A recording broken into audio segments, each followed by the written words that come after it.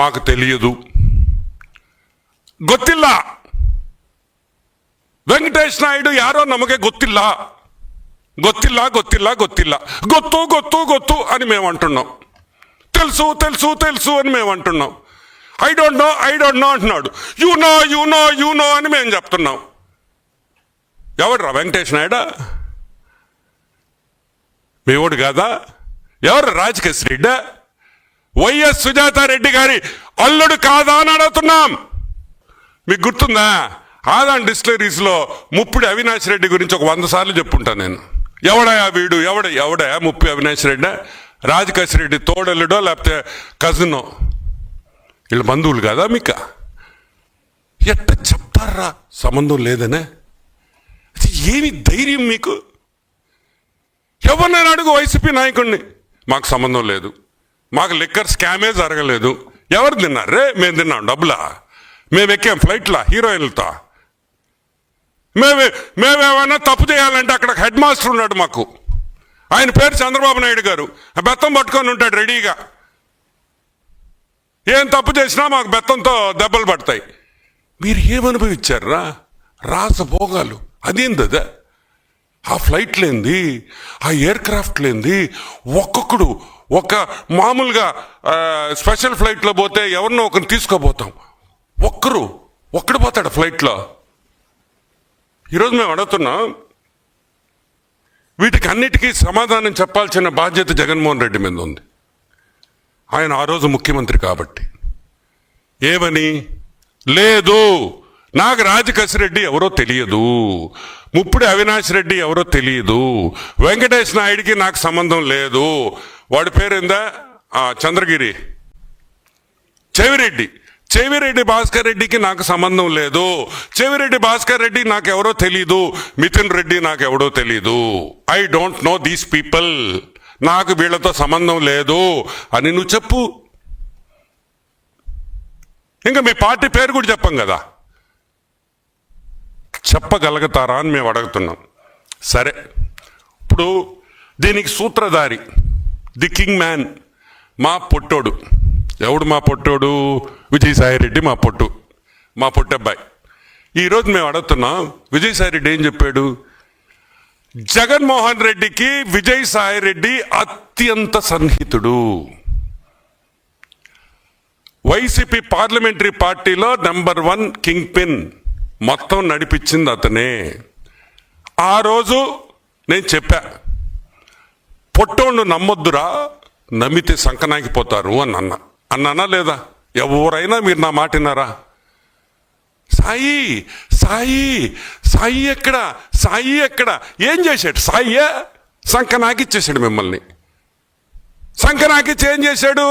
అది నెల్లూరు అంటే liquor scam జరిగింది కానీ నాకు సంబంధం లేదు అన్నాడు. ఎవరు విజయసాయి రెడ్డి? మీ ఓడు కాదా? మొన్న వరకు మీరు చేసిన యదవ పనుల్లో పంచుకోలేదా? వైజాగ్ ఇన్ఛార్జి కదా? ఈ లిక్కర్ డబ్బుల్లో వీళ్ళకెవరికి వాటాలు రాలేదా? మళ్ళీ మాకు సంబంధం లేదు, సిగ్గు లేకుండా ఎలా చెప్తారు అని అడుగుతున్నా.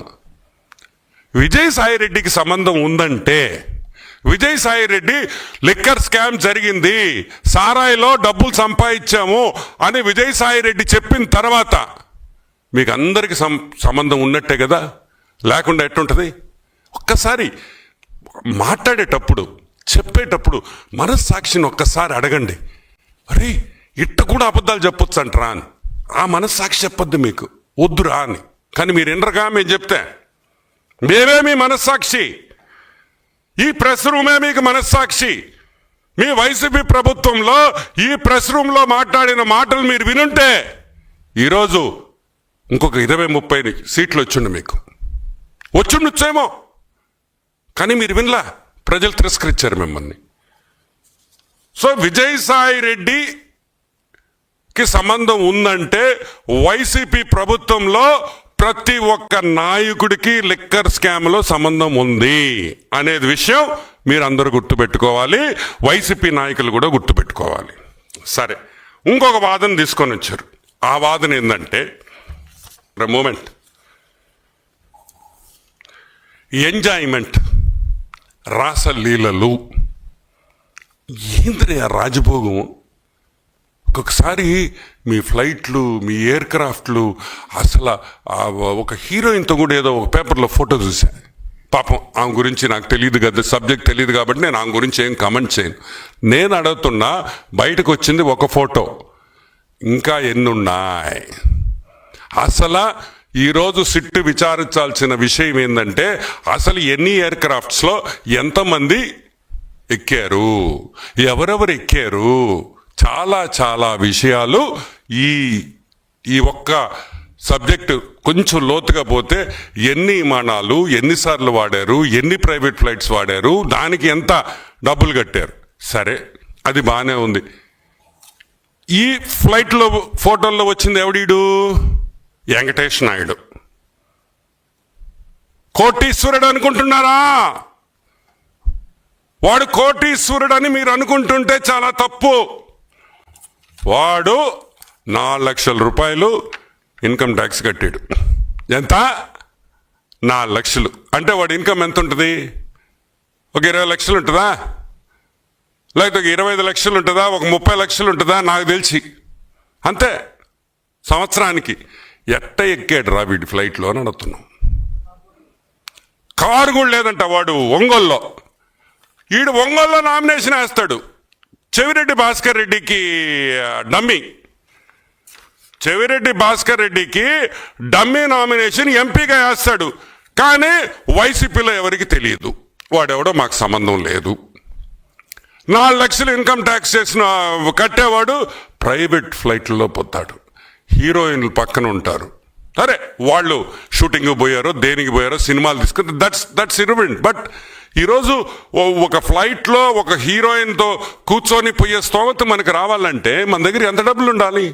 ఏదో ఒక సినిమా తీయాలా, లేకపోతే వాళ్ళతో స్టోరీ డిస్కషన్ ఏదో ఒకటి ఉంటుంది. నేనేం తప్పుగా మాట్లాడటంలే. ఇది నేను అనేది, ఎంత లగ్జూరియస్గా బతికారంటే మీ దగ్గర ఎంత డబ్బులుంటే మీరు బతకగలుగుతారు? ఒక్కసారి ఆలోచించండి. ప్రజలకు చెప్తున్నా, ఆంధ్ర రాష్ట్రంలో తెలుగు ప్రజలకు చెప్తున్నాం, ఒక్కసారి ఆలోచించండి. సొంత ఫ్లైట్లో ఎక్కాడంటే, హీరోయిన్లు కూడా ఫ్లైట్లో ఉన్నారంటే ఎంత సంపాదన ఒక మనిషికి ఉండాలి?